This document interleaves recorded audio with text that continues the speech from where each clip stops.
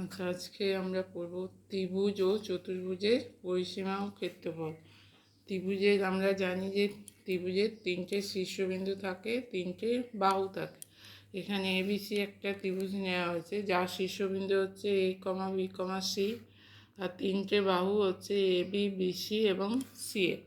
A B BC CA. A B বাহুর দৈর্ঘ্য যদি এ হয়, বিসি বাহুর দৈর্ঘ্য বি ধরলাম, এসি বাহুর দৈর্ঘ্য হচ্ছে সি, তাহলে ত্রিভুজের পরিসীমা মানে এই চার ধারের দৈর্ঘ্য, মোট দৈর্ঘ্য হবে এ প্লাস বি প্লাস সি। তাহলে পরিসীমা সমান হচ্ছে এ প্লাস বি প্লাস সি। অর্ধ পরিসীমা বা এস বার করা হচ্ছে, অর্ধ পরিসীমা হচ্ছে, তাহলে পরিসীমার অর্ধেক A plus B plus C by two. এবার ত্রিভুজটা কীরকম ত্রিভুজ, তিনটে বাহু দৈর্ঘ্য আলাদা আলাদা ধরা হয়েছে, তাই ত্রিভুজটা হয়ে যাবে বিষমবাহু ত্রিভুজ।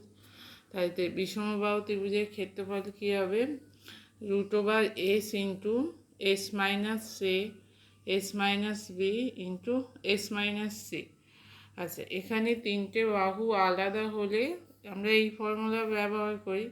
আচ্ছা, তিনটে বাহু যদি একই হয় তাহলেও এই ফর্মুলা ব্যবহার করা যেতে পারে, বা সমদ্বিবাহু ত্রিভুজের ক্ষেত্রেও এই ফর্মুলাটা আমরা যে কোনো ত্রিভুজের ক্ষেত্রফলের ক্ষেত্রে আমরা ব্যবহার করতে পারি। সমবাহু, সমদ্বিবাহু, বিষমবাহু তিনটের ক্ষেত্রে এই ফর্মুলা আমরা ব্যবহার করতে পারি।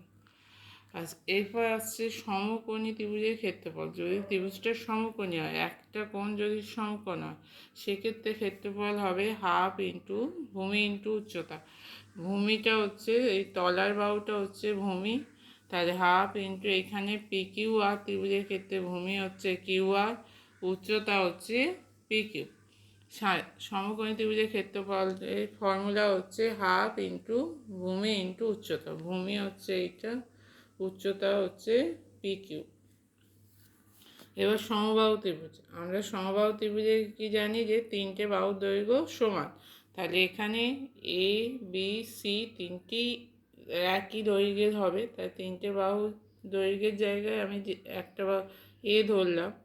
তাহলে প্রত্যেকটা বাহুর দৈর্ঘ্য যদি এ ধরা হয়, তাহলে সমবাহু ত্রিভুজের পরিসীমা কী হয়, 3 গুণিতক বাহুর দৈর্ঘ্য। আচ্ছা, সমবাহু ত্রিভুজের উচ্চতা মানে হচ্ছে এই বিপরীত বিন্দু থেকে বিপরীত বাহুর ওপর, যে কোনো শীর্ষবিন্দু থেকে বিপরীত বাহুর ওপর যদি লম্ব টানা হয়, এটা যদি 90 ডিগ্রি হয়, তাহলে এইটা হয়ে যাবে উচ্চতা। উচ্চতার ফর্মুলা হচ্ছে এইচ সমান √3/2 ইন্টু বাহু দৈর্ঘ্য সমান √3/2 ইন্টু একক। এবার সমবাহু ত্রিভুজের ক্ষেত্রফলের ফর্মুলা হচ্ছে √3/4 ইন্টু বাহু স্কোয়ার বর্গ একক। তাহলে √3/4 ইন্টু বাহুর জায়গায় আমি এ বসালাম, তাহলে এ স্কোয়ার বর্গ একক। এবার সমবাহু ত্রিভুজের জায়গায় যদি সমদ্বিবাহু ত্রিভুজ হয়, সমদ্বিবাহু ত্রিভুজের ক্ষেত্রে কী হয়, দুটো বাহু সমান, এই যে এই দুটো বাহু ধরলাম এ আর ভূমিটা ধরলাম বি, তাই সমদ্বিবাহু ত্রিভুজের ক্ষেত্রে পরিসীমা হবে এ প্লাস বি, তাই সমদ্বিবাহু ত্রিভুজের পরিসীমা হবে 2a প্লাস বি। সমদ্বিবাহু ত্রিভুজের ক্ষেত্রফলের ফর্মুলা হচ্ছে হাফ ইন্টু ভূমির দৈর্ঘ্য ইন্টু √, সমান বাহু স্কোয়ার মাইনাস ভূমির দৈর্ঘ্যের অর্ধেকের স্কোয়ার। তাহলে ভূমির দৈর্ঘ্য এখানে হচ্ছে বি ধরা আছে, তাহলে হাফ ইন্টু বি। এবার বলছে যে সমান বাহু স্কোয়ার, সমান বাহু কত ধরা আছে এ, তাহলে এ স্কোয়ার মাইনাস ভূমির দৈর্ঘ্যের অর্ধেক, ভূমির দৈর্ঘ্য কত বি, তাহলে b/2a স্কোয়ার, এটা হবে b/2a স্কোয়ার সমান হচ্ছে b²/4। তাহলে সমদ্বিবাহু ত্রিভুজের ক্ষেত্রফলের ফর্মুলা হচ্ছে half into B into √a square minus b²/4। এখানে বিটা হচ্ছে ভূমি আর এটা হচ্ছে সমান বাহুর দৈর্ঘ্য। আচ্ছা, এরপর আসছে আয়তক্ষেত্র এবং বর্গক্ষেত্র। আয়তক্ষেত্রের পরিসীমা আমরা কি জানি, আয়তক্ষেত্রের পরিসীমা হচ্ছে 2 ইন্টু দৈর্ঘ্য প্লাস প্রস্থ। দৈর্ঘ্য কোনটা, এইটা হচ্ছে দৈর্ঘ্য, এটা প্রস্থ। তাহলে আয়তক্ষেত্রের পরিসীমা মানে চারটে বাহুর যোগফল, তাহলে দুটো দৈর্ঘ্য আছে দুটো প্রস্থ আছে, তাহলে আয়তক্ষেত্রের পরিসীমা সমান 2 গুণিতক দৈর্ঘ্য প্লাস প্রস্থ। আয়তক্ষেত্রের ক্ষেত্রফল সমান হচ্ছে দৈর্ঘ্য গুণিতক প্রস্থ।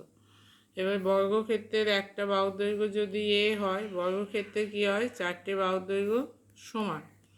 তাহলে একটা বাহুর দৈর্ঘ্য যদি এ হয়, তাহলে বর্গক্ষেত্রের ক্ষেত্রফল হবে বাহু স্কোয়ার সমান হচ্ছে এ স্কোয়ার বর্গ একক।